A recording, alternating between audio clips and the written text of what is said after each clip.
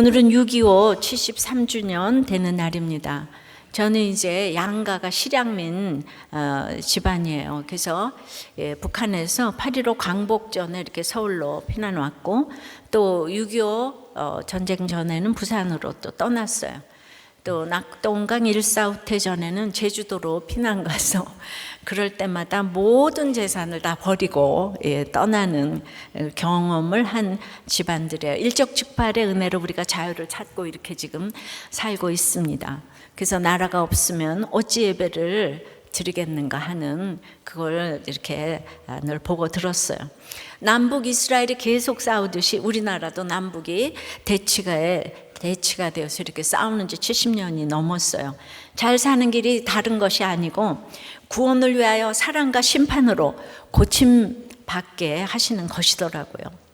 그래서 오늘은 어떻게 고침받을지를 생각해 보겠습니다. 첫째로, 고침받기 원해야 합니다. 19절이에요. 그 성읍 사람들이 엘리사에게 말하되 우리 주인께서 보시는 바와 같이 이 성읍의 위치는 좋으나 물이 나쁨으로 토산이 익지 못하고 떨어지나이다.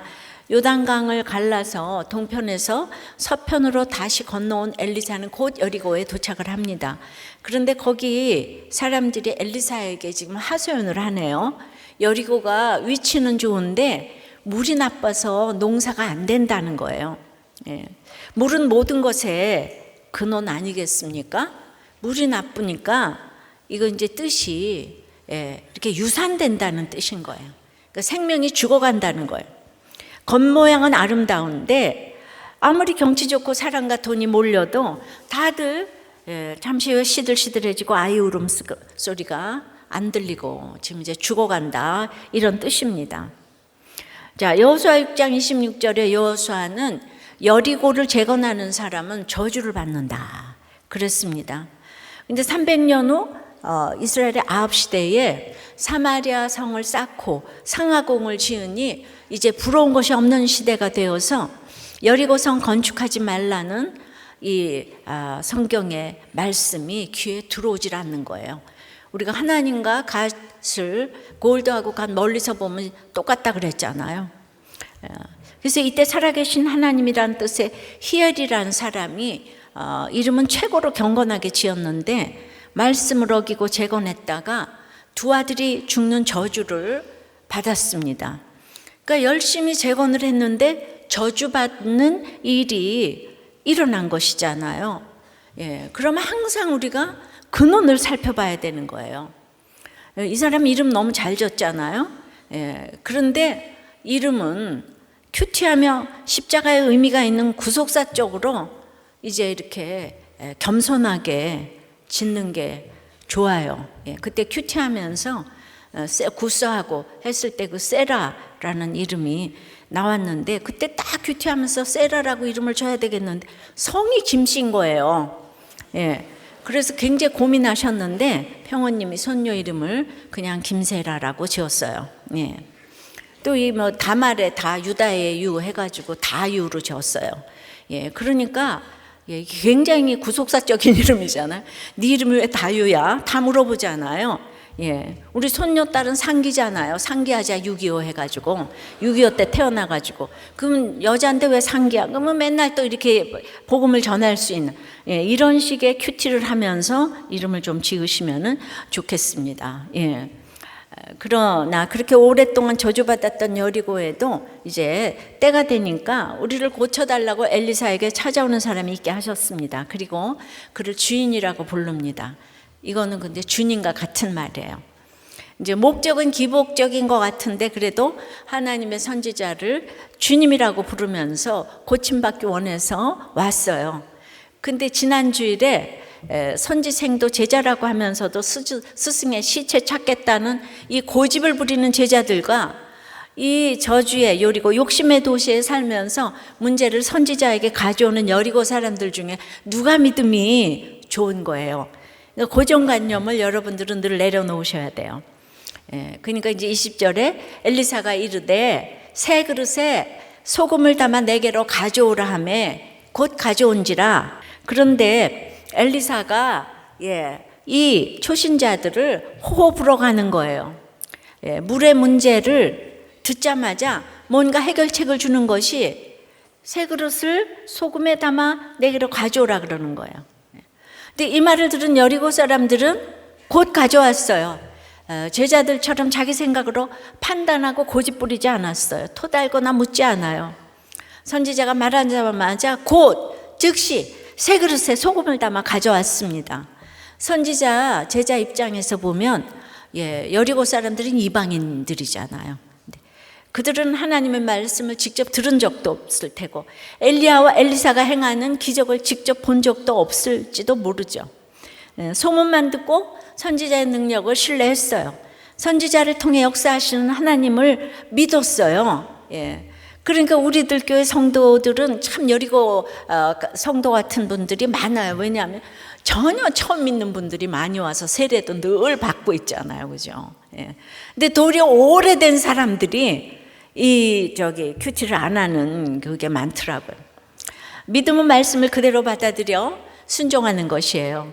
그것은 무지나 맹목적인 게 아닙니다. 내가 아닌 하나님이 진짜요 정답이심을 아는 거예요. 그래서 믿음이 진짜 지식이고 지혜입니다. 그래서 믿음은 우리가 스스로 얻는 것이 아닌 하나님의 선물입니다. 적용 질문이에요.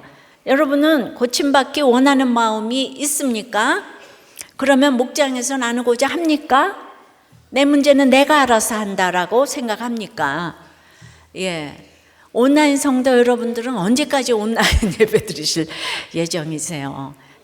목장에서 나누지 못하잖아요. 내 문제는 내가 알아서 한다 생각하십니까? 여기 아무리 주차가 힘들어도 현장 예배 나오셔야 돼요. 왜냐하면 나 혼자서 성냥 가치가 타면은 금세 쓰러지잖아요. 근데 1,000명, 2,000명이 모여서 성냥 가치가 타면은 그 화를 불타잖아요. 같이 모여서 했을 때 성령의 역사가 놀라운 줄 믿습니다. 아무리 힘들어도 현장 예배 오셔야 돼요. 자, 두 번째는 고침받기 원하는 마음이 있어야 되고 말씀으로 고침을 받습니다. 21절이에요. 엘리사가 물 근원으로 나가서 소금을 그 가운데 던지며 이르되 여호와의 말씀이 내가 이 물을 고쳤으니 이로부터 다시는 죽음이나 열매 맺지 못함이 없을지니라 하셨느니라 하니 그 물이 엘리사가 한 말과 같이 고쳐져서 오늘에 이르렀더라. 정말 내가 축복하는 자를 축복하고 내가 저주하는 자를 저주하겠노라. 발람이 발락에게 이제 그렇게 얘기를 했었는데 진짜 오늘 어떻게 고치냐 하면 여호와의 말씀으로 고쳤어요. 그것이 엘리사가 한 말과 그물이 엘리사가 한 말과 같이 고쳐져서 이르렀대잖아요. 그러니까 이게 공동체에서 나와서 듣는 게 얼마나 중요한지 모릅니다. 지금도 이스라엘에 가면요, 그 맑은 엘리사의 샘물이 있다고 해요. 여러분은 제가 성지순례를 안 가본 걸 어떻게 생각하세요? 그런데 설교는 꼭 본 것처럼 하잖아요. 안 보고 믿는 자는 더 복이 있을지어다. 뭐 꼭 가야만 되는 건 아니에요. 가면 좋겠죠. 이렇게 여리고 백성이 말씀에 순종하여 소금을 새 그릇에 담아 가져오자 엘리사는 여리고의 그 흐르는 샘물의 근원으로 가서 우리가 이제 이스라엘의 그 제사 때마다 이 소금을 치잖아요, 그죠? 소금 언약을 기억해서 영원히 변하지 않는 그 말씀의 소금을 딱 던지는 거예요. 물 근원은 문제의 근원을 상징합니다. 우리 삶에 일어나는 문제는 사실 현상이잖아요. 그 근원은 따로 있어요. 바로 우리의 죄잖아요. 이 죄라는 근본 문제를 해결하지 않고서 현상 문제들만 아무리 해결하려고 해도 문제가 끝없이 이어지죠. 아무리 시체를 찾아도 바로 앞에 있는 예수님을 만나지 못하면 다른 시체를 계속 찾는 거죠. 지금 여리고의 문제는 히엘이 재건한 거잖아요, 그죠? 하지 말라는 거. 그걸 모르고 계속 소독약 넣고 뭐 하고 이분 되겠습니까? 근데 이 죄에 물든 내 영혼을 봐야 하는데 이 본질은 안 보고 날마다 기도하면 돈 번다, 건강해진다 이러니까 그게 시제 찾아 다니는 거하고 똑같단 말이죠. 그러니까 나의 이 병든 영혼에 하나님의 말씀이 떨어질 때 그때가 고침을 받는 거예요. 그래서 항상 근원을 생각해 봐야 되는 거예요. 그래서 내 삶의 결론인 거예요. 오늘 이 문제가 생긴 건 결론, 그 삶의 결론인 거예요. 그걸 아무도 얘기해 주는 사람이 없으니까 마리아가 계속 우는데 자기가 왜 우는지도 몰라요. 그러니까 예수님이 양육을 해 주시잖아요. 양육을 받아야 돼요, 공동체에서. 그래서 하나님은 엘리사를 통해 내가 이물을 고쳤다. 다시는 죽음이나 열매 맺지 못함이 없을 것이라. 주님만이 고칠 수가 있으신 거예요. 우리가 문제에 대해 공동체에 묻고 말씀으로 처방을 받으면 내 상식으로는 당신이 나보다 옳소이다가 도저히 안 되는 거예요. 근데 말씀에 순종해서 말도 안 되는 적용을 해서 고침을 받은 지체들이 매주 이렇게 허다한 증인으로 있지 않습니까? 그러면 여러분 한번 해볼 만하지 않아요? 그러니까 문제가 생기면 어떻게 할까? 이거보다는 내가 어디로 가야 하나? 뿌리로 가야 하는 거죠. 뿌리로. 그 본질로 가야 되는 거죠. 그 본질에 소금을 딱 뿌려야 되는 거지. 그러니까 이 방법을 이 세상에서 가르쳐 주는 데가 없어요. 그래서 맨날 그냥 그 잠시는 효과가 있지만요, 이렇게 현상적인 것만 치료하려고 하니까 안 되는 거예요. 우리들 교회가 더디 가는 것 같아도 근본을 치료하니까 정착을 다 하시는 것인 거죠. 그래서 그렇게 하니까 22절에 그물이 엘리사가 한 말과 같이 고쳐져서 오늘에 이르렀더라. 하나님의 말씀을 받고 엘리사가 그대로 했잖아요. 여러분, 하나님의 말씀을 받고 목자님들이 다 처방을 하면 목자님들이 한 말과 같이 고쳐진 일이 한둘이 아니에요. 목자를 여러분들이 우습게 보시지만은 목자도 믿음이 좋은 게 아니고 하나님이 고쳤다 그러잖아요. 하나님을 신뢰하시니까 하나님을 의지해서 그 처방을 이렇게 내놓는데 같이 의논해서 그렇지 않을까 생각을 하는 거죠. 그렇다고 목자들이 동으로 가라 서로 가라 이런 얘기는 안 해요. 꼬우져라 말아라 이런 얘기도 안 해요. 물론 그렇게 또 해야 될 때도 있지만요, 물이 고쳐졌대잖아요. 오늘 나쁜 물과 같은 여러 문제들을 가지고 이 자리에 나오셨다면 아주 참 잘 오셨습니다. 제대로 찾아오셨어요. 오늘 주님이 주시는 말씀을 믿으시고 순종하실 때 주님이 그 믿음을 절대로 그냥 내버려 두지 않으실 줄을 믿습니다. 반드시 고쳐주실 줄을 믿습니다. 엘리사가 하나님의 말씀을 의거해서 오늘 고쳐주잖아요. 저도 말씀을 의거해서 여러분들을 고쳐드리면 좋겠어요. 그렇게 이제 저한테는 능력이 하나도 없잖아요. 근데 오늘 말씀에 의거해서 여러분들은 다 고침을 받을지어다. 그래서 즉각적인 순종으로 내가 이 물을 고쳤으니의 말씀이 우리에게 모두 있기를 원합니다. 그래서 이제 본질을 생각할 때 우리 교만의 저주, 바람 피는 것에 대한 이 저주의 뿌리에 이제 근원에 소금을 뿌려야 하는데요. 그래서 근원을 잘라내기 위해서는 가지 말아야 할 것도 있고 보지 말아야 될 것도 있고 만나지 말아야 될 사람도 있어요. 연민에 사로잡히지도 말고 끊어야 될 건 끊어야 돼요. 적용 질문이에요. 오늘 말씀의 소금으로 잘라야 할 나의 근원적인 부패함은 무엇입니까? 그래서 끊지 못하는 것은 무엇입니까? 여리고 같은 우리 집안을 위해 고쳐달라고 찾아가야 할 엘리사는 누구고 어디예요? 이것 때문에 양육으로 짖을 생각은 없으세요? 없으세요? 자, 어떻게 고침받나요? 세 번째는 심판으로 고침받습니다. 23절이에요. 엘리사가 거기서 베델로 올라가더니 그가 길에서 올라갈 때 작은 아이들이 성읍에서 나와 그를 조롱하여 이르되 대머리에 올라가라 대머리에 올라가라 하는지라. 자, 이 베델은 아브라함이 단을 쌓고 야곱이 단을 쌓았던 아주 영적으로 유명한 장소였어요.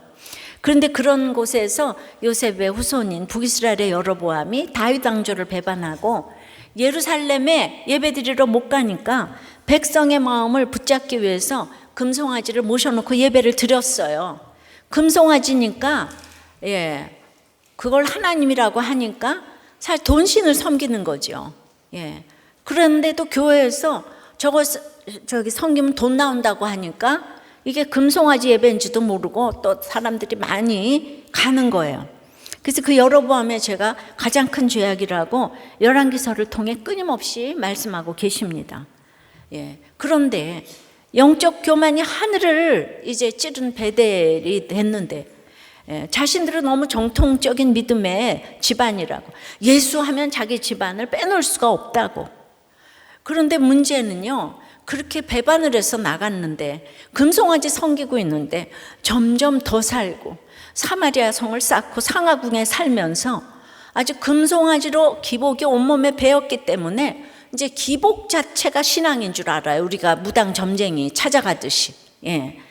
그래서 팔복산으로 올라가는 하나님 잘 믿는 엘리사 같은 사람을 보면은, 예, 이게 완전히 저거 다른 믿음이야. 저거 이단이네. 그리고 대적을 하는 거예요. 여기서 작은 아이들은 어린이라기보다는 청소년, 청년, 결혼하지 않는 이런 젊은이를 말해요.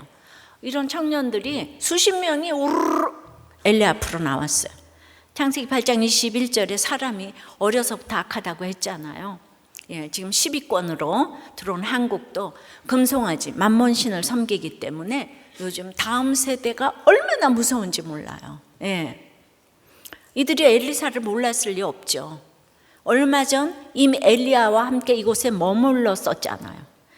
하지만 이들은 베델의 금송아지 우상에 완전히 사로잡혀 있는 삶을 살기에 선지자를 알지만 실제로 몰라요. 하나님이라는 단어는 알지만 하나님의 존재는 몰라요. 안다 해도 인정하지 않아요. 보이지 않는 하나님보다 눈에 번쩍번쩍 보이는 금송아지 우상이 이제 더 좋기 때문이에요. 하나님을 금송아지 우상처럼 믿으면 이제 돈을 경배하는 거잖아요. 그죠? 돈을 경배자가 돈이니까 하나님은 당연히 관리자로 놓게 되는 거죠. 근데 돈을 하나님처럼 생각하니까 자손들이 하나님을 관리하는 조상들을 보고 이렇게 영적 교만에 빠질 수가 있습니다. 여러분, 자녀들을 저주하려면 영적 교만에 빠지시기를 바라요. 사람을 모독하면서 이렇게 신체적인 것으로 모독하는 것은 정말 나쁜 일이에요. 왜냐하면 사람은 정말 장애하건 아니건 하나님이 지으신 하나님의 형상인 거예요. 내가 이쁘게 낳고 내가 장애를 낳은 게 아니란 말입니다. 그런데 이렇게 외모로 비하하는 건 최고의 정말 악질적인 죄악이에요. 근데 대머리는 워낙 문둥 나병 환자가 머리를 깎아야 되잖아요. 대머리 하면 나병, 부정하다, 예. 거기다가 사기꾼이고 거짓말쟁이다, 좀 이제 이런 뜻의 대머리요 하는 것부터가 아주 모독한 건데, 이 세상은 부부간에서조차 이렇게 외모 비하가 많아요. 정말 최악이에요. 제 남편도 저에게 외모 비하적인 발언을 했었죠. 환자에겐 그렇게 친절한데 정말 객관적으로 인정할 수 없는 외모 비하의 호칭으로 저를 불렀다 이거죠. 알려드리면 여러분들이 그렇게 부를까 봐 여기까지 하겠습니다. 저에게 목회하면서 지금 여러분의 비난을 드러내라고 지금 미리 훈련을 시키신 것이구나 생각이 드니 미리 심판을 겪어서 고침받게 하셨다고 생각을 해요. 예. 자꾸 비하의 말을 들으면 사람이 진짜 이렇게 비하 된다고요. 그런데 사실 대머리보다 더 모욕적이었던 것은 올라가라예요. 예. 신체적인 조롱은 엘리사 자신에 대한 것이니까 뭐 괜찮아요. 대머리도 맞잖아요. 그런데 이 대머리에 올라가라 때문에 아이들이 지금 죽었어요. 예. 그러면은 그건 하나님이 문제 제기를 하신 거예요. 그러면은 왜 그것 때문에 죽었을까? 경청해서 들어야 돼. 그래서 이 본문에 들어가서 준비된 귀로 내가 하나님 말씀을 들어야 하는 거예요.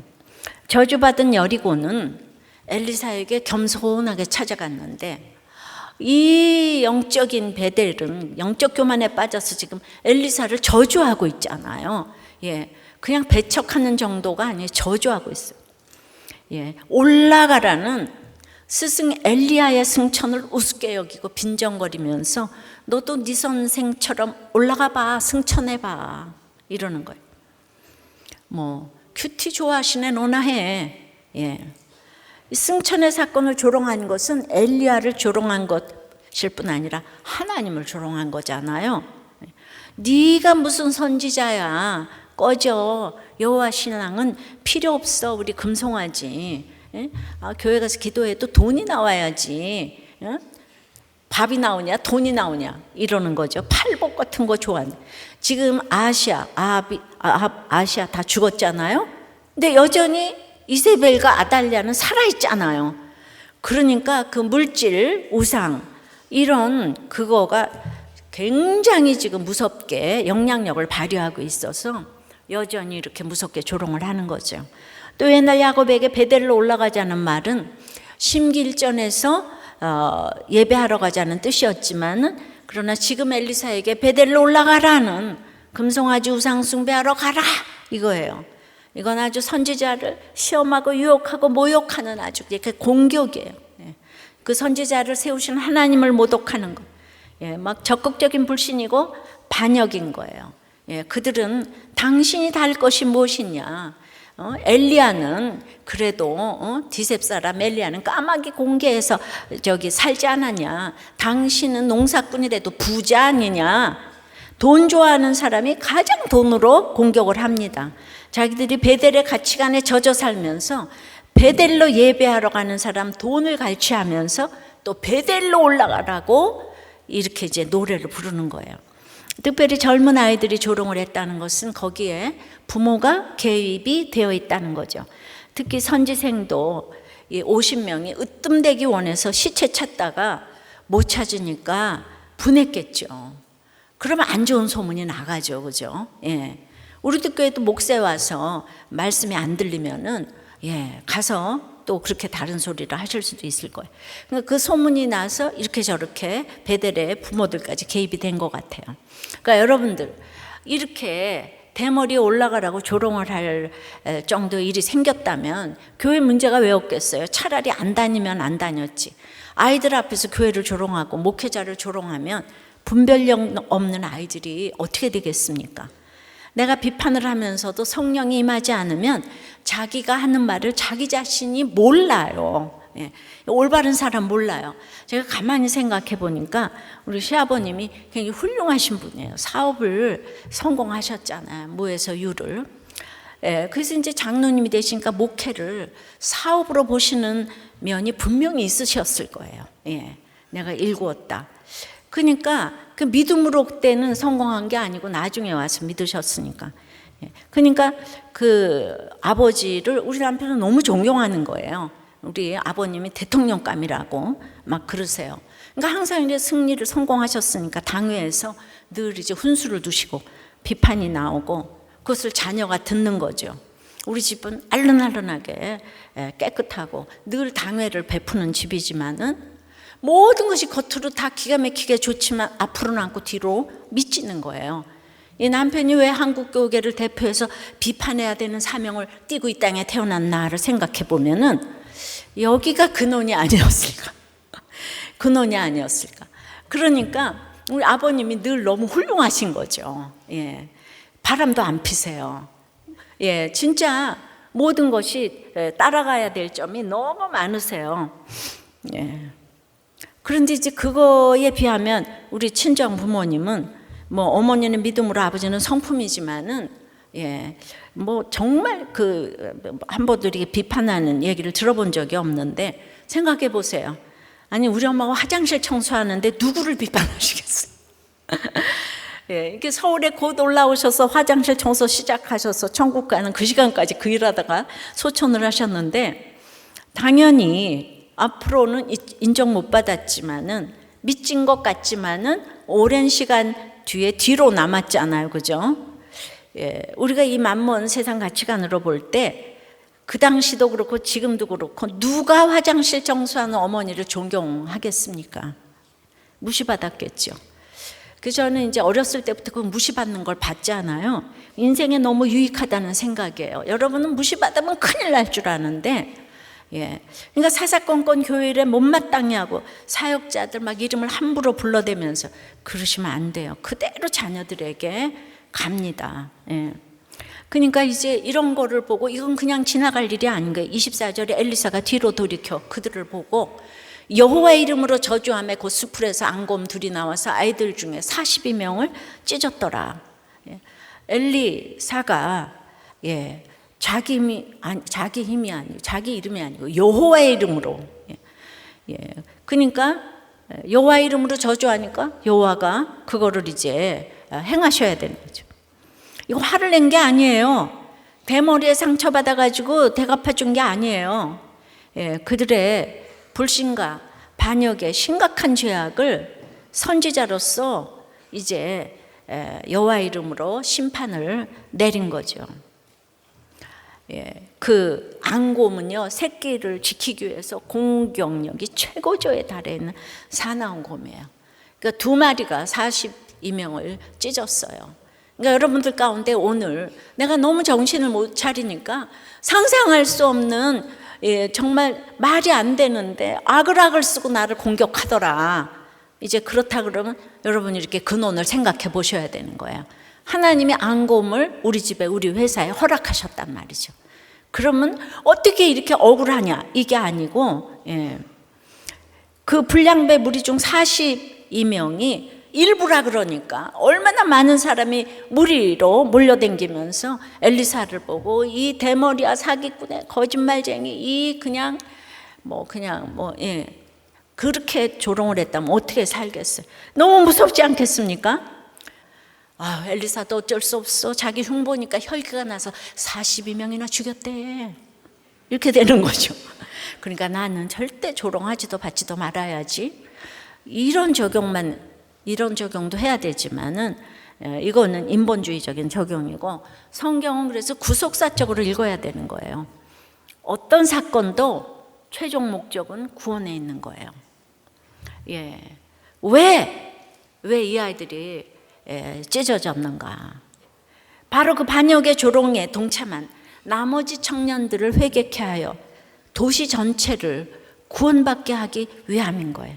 그리고 나아가서 이 기록을 읽는 우리가 하나님을 무시하고 조롱하며 거역했던 자기 죄에서 돌이켜 구원을 받으라고 부르시는 초청의 말씀인 거예요. 초대교회 아나니아 삽비라의 생명을 가져가서 교회의 태생을 막는 것을 징계했잖아요.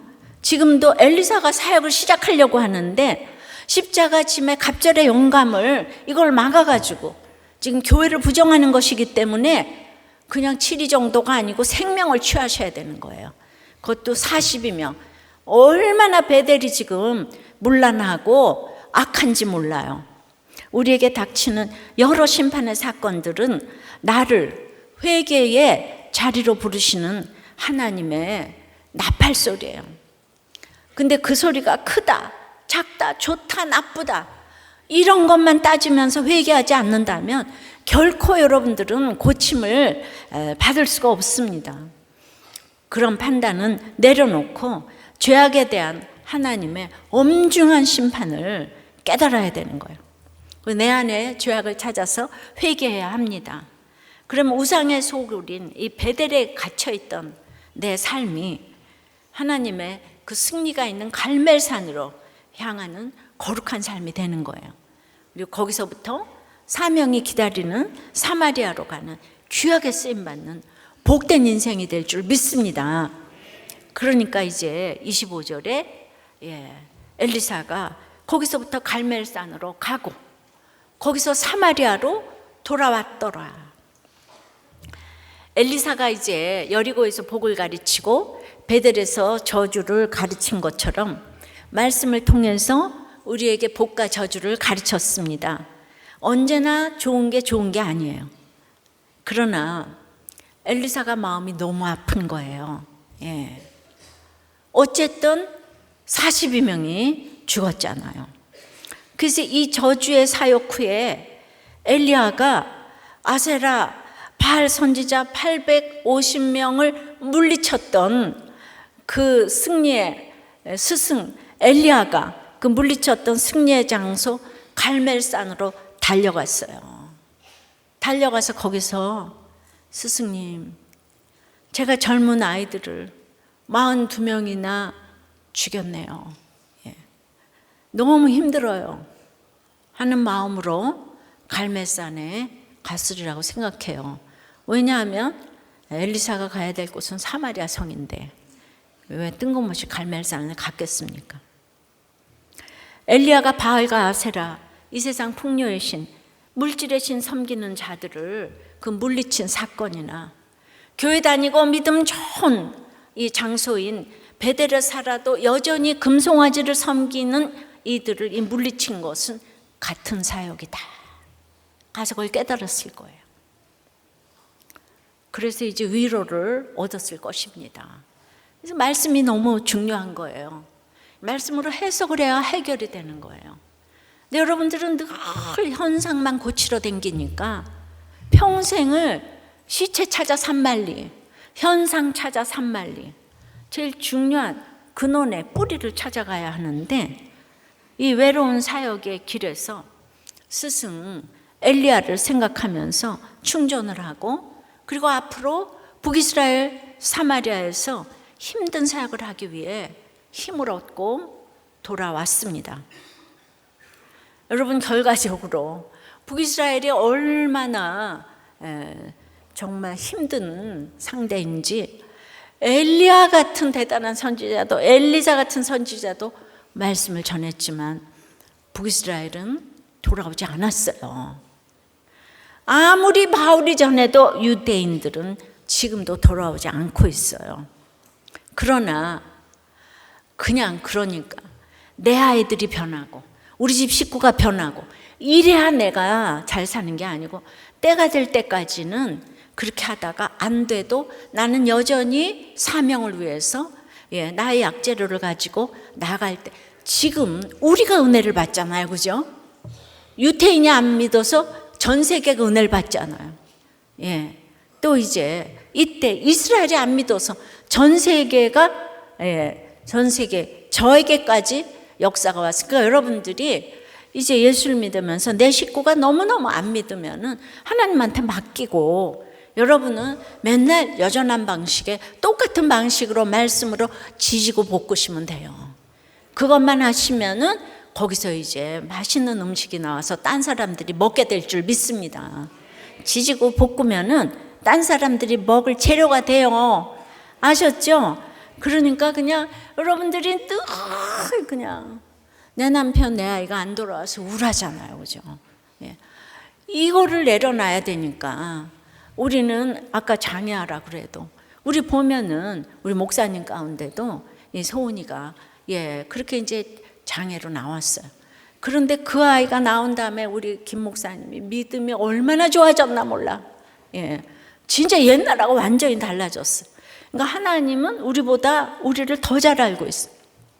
그러니까 여러분들이 그냥 이게 에고 있잖아요. 자존적인 교만, 나밖에 모르는 거.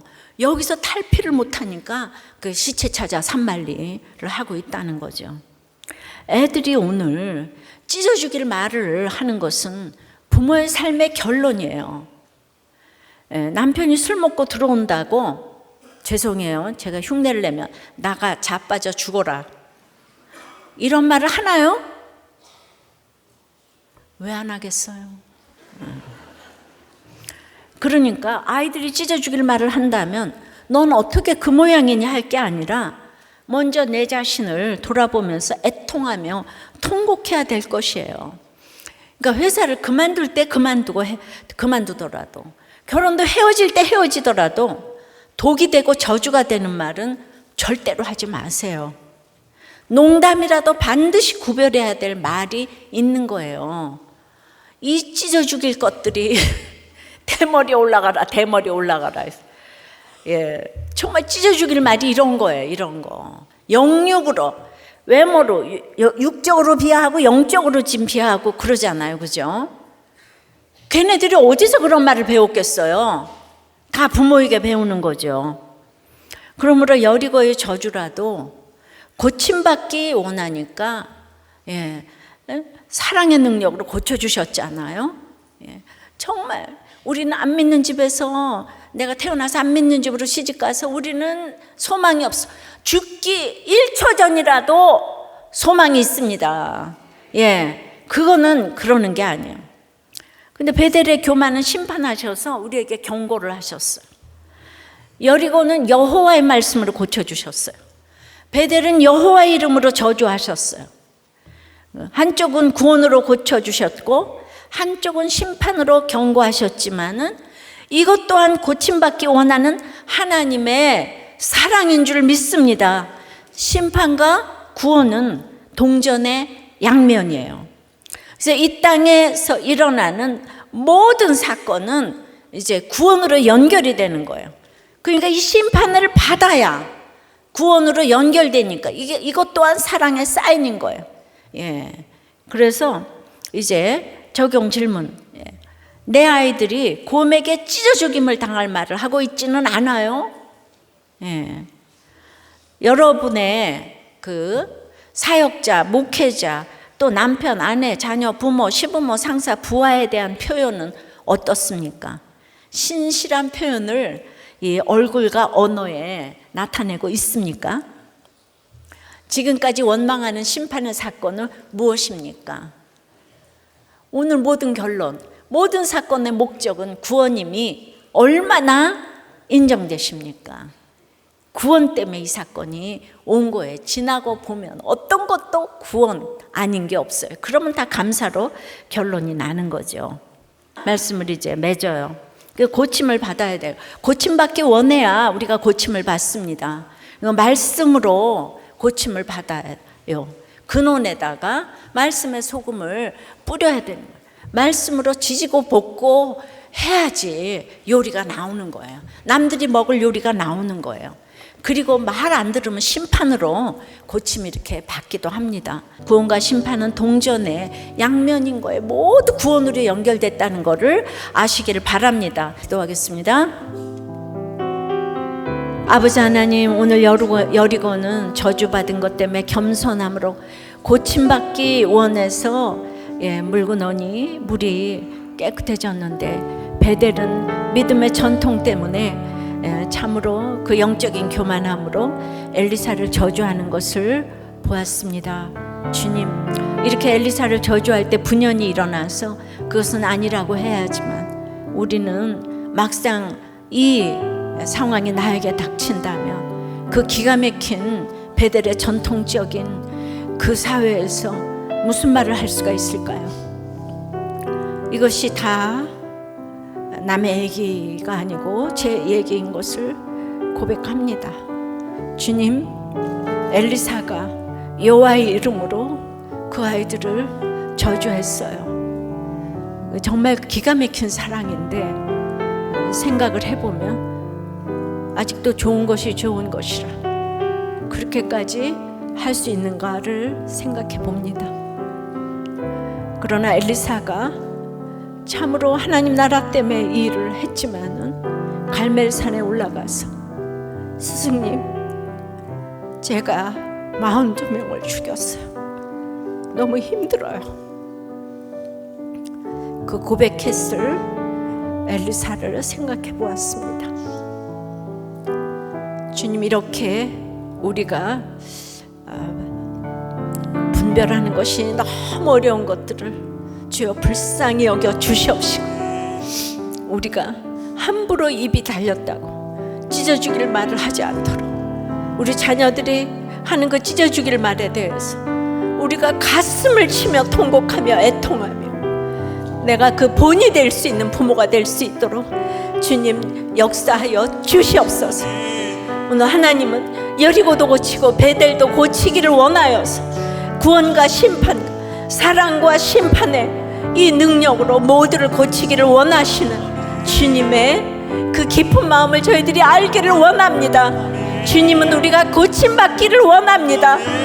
주님, 오늘 그래서 우리가 고침받기 원하여서 이 자리에 왔사오니 우리의 아픈 부위를 손을 대고 기도했습니다. 주님, 우리 아이들의 아픈 부위를 손을 대고 기도를 했습니다. 우리 모두의 정신을 고쳐 주시옵소서. 이 뇌를 고쳐 주시옵소서. 우울증을 고쳐 주시고 조현병을 고쳐 주시고 조울증을 고쳐 주시고 오장육부를 고쳐 주시고 피 묻은 손으로 안수하여 주시옵소서. 살려 주시옵소서. 도와주시옵소서. 긍휼히 여겨 주시옵소서. 주여 고쳐 주셔야 되겠나이다. 고쳐 주셔야 되겠나이다. 고쳐 주시옵소서. 오늘 여호와의 이름으로 여호와의 말씀으로 엘리사가 고쳐서 아버지 하나님 물이 깨끗해졌다고 하셨사오니 주여 하나님의 말씀을 의지하여 하나님의 이름을 의지하여 안수하고 아버지 하나님 기도하오니 고쳐 주시옵소서. 살려 주시옵소서. 너무 오래됐습니다. 주여 감당하기가 어렵습니다. 살려 주시옵소서. 살려 주시옵소서. 아버지 하나님, 이게 악한 마귀의 아버지 하나님 사단의 농간이라면 나사렛 예수의 이름으로 이 모든 악한 마귀가 물러갈지어다. 물러갈지어다. 물러갈지어다. 물러갈지어다. 물러갈지어다. 고쳐 주시옵소서. 살려 주시옵소서. 살려 주시옵소서. 살려 주시옵소서. 예수님 이름으로 기도합니다. 아멘.